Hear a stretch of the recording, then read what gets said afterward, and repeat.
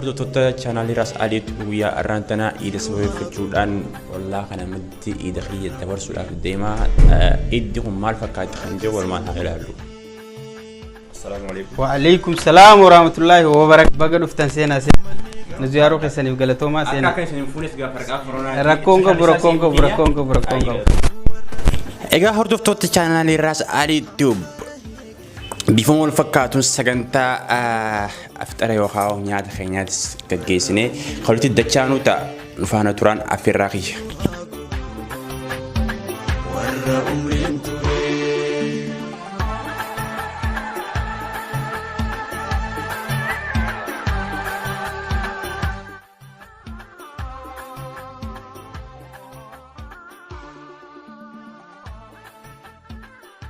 Egaa hordoftoota chaanaalii Raas Aliitti bifuma wal fakkaatuun ammaan tana sagantaa nyaata keenya xumurree jirra. Itti aansuudhaan immoo sagantaa qophii gaafiif deebii xinnoo ishee waan taasifnuuf ittiin keessan hamma dhumatti nufaana haa turuun affeerraa kiyya ta'a. Kanaafuu nufaana tura.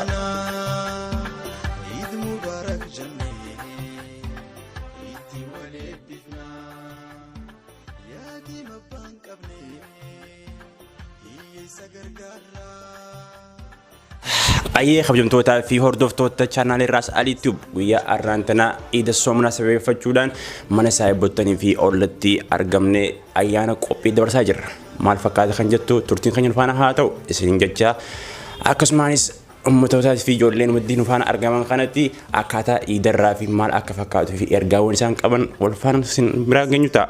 Turtiin keessan nufaana haa turu. Assalaamu alaykum wa rahmatullahi. Waalaikum salam warahmatullahi wabarakatuh. Duraan dursee mee maqaan kee daawwattoota keenyaaf nu ibsi. Maqaan kee Saarii Jaamaa. Hayyee maqaan kee eenyu? Maqaan kee Dahaboo Mahammad Najaa. Maqaan kee daawwattoota keenyaaf nu ibsi. Bulloo Jawaariin jedhama. Mariyaa Simishin illee tamakaachuu mutkalchiilleen. Malee Xaabbalallo. Hankee daawwattoota keenyaaf nu ibsi. Daraartuu Bakreetiin Jaamaa. Baga iida hangee.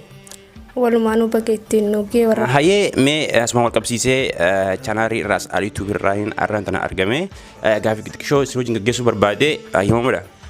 Hayyamee isinillee naaf yeroo keessaniif hedduu galatoomaan isinin jaa.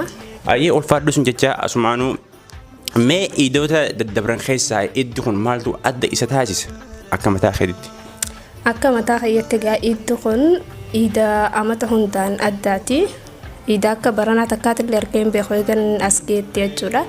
Iddi tun naaf iida addaatis gammachuus gaddas kan waqaan irraa dubbachuu barbaaduuf. Ayyee ulfaadhu asuma ergaa yoo qabaatte asumaan dabarsi.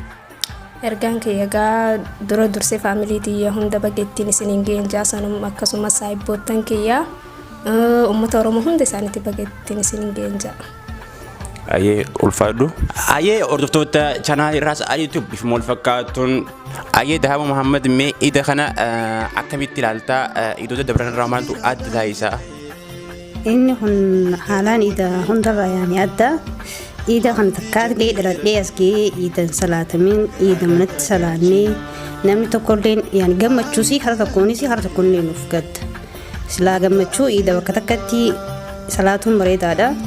Sababa dhukkuba koronaa kanaanii manatti gallee namatti salaannee rabbiin dhukkuba kanas nurraa haa qabu. Ergaa ummatoota qabdu. Wanneen qabu dhukkuba koronaa kanarraa ifee gaadhaa dhiqadhaadhaa harka keessanii dhukkuba kanas akka nurraa qabu rabbiin uumama keessatti du'aayii godhadhaadha. Asumaanuu dhaamsa fayyaa uummata musliimaa amantii musliimaa qabu hundaanuu bakkatti siingee faamilii kiyyaanis bakkatti siingee Hayyee galatoomii ulfaadhu. Mee iida kana jechuun iida baranaa kana iidota dabran irraa maaltu adda taasise? Iida baranaa kun hedduu iida ta'an irraanis walakkaa. Immoo kar tokkoonis gammachuudha kar tokkoonis gaddaa. Hayyee galatoomii ulfaadhu asuma wal qabsiisee ergaa bageessanii jechuun yoo qabaadhu. Uummata musliimaa addunyaa irra jiran hundaanuu bakkatti siingee jechuun barbaada. Itti aansee ammas maatii kiyyaa hiriyoottan kiyyaa fi aalii fi firoottan kiyyaa hundaanuu bakkatti siingee jechuudha. Ayyee galatoomii ulfaadhu. Iidota dabran keessaa iddi kun maaltu adda isa taasisa akka keetittoo muufii itti qabdamoo gammachuu itti qabdame?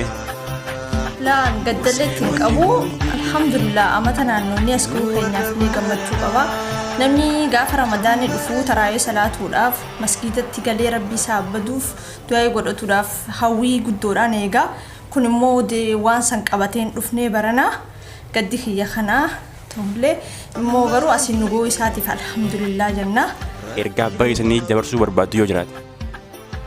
Uummata musliimaa addunyaa mararra jiran hundaanuu bakka isiniin ga'een jedhanii achirraan aansee firoottan kiyyaa fi saayibottan kiyya maraanuu bakka isiniin ga'een jedhanii ijoollee as jirtuun illee maraanuu warra mana kana keessa jiruun bakka isiniin ga'een jedhanii warra amatuu deebi'u rabbi nu haa godhu.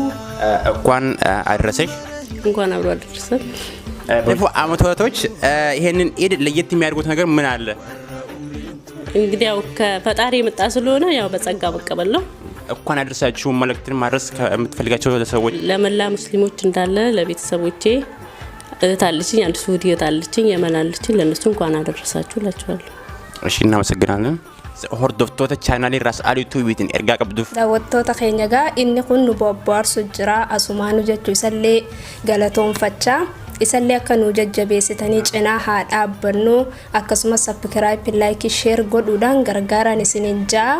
Raas Alii Tuub kana subscribe share like godhuudhaan bira dhaabbadhaan jaa waan diimtuu subscribe jettu san tuquun dagatinaayyee. Like godha. Raas Ali YouTube subscribe share like godhuudhaan akka gargaaru. Raas Ali YouTube like share subscribe godhuudhaan akka wal bira dhaabbatanii.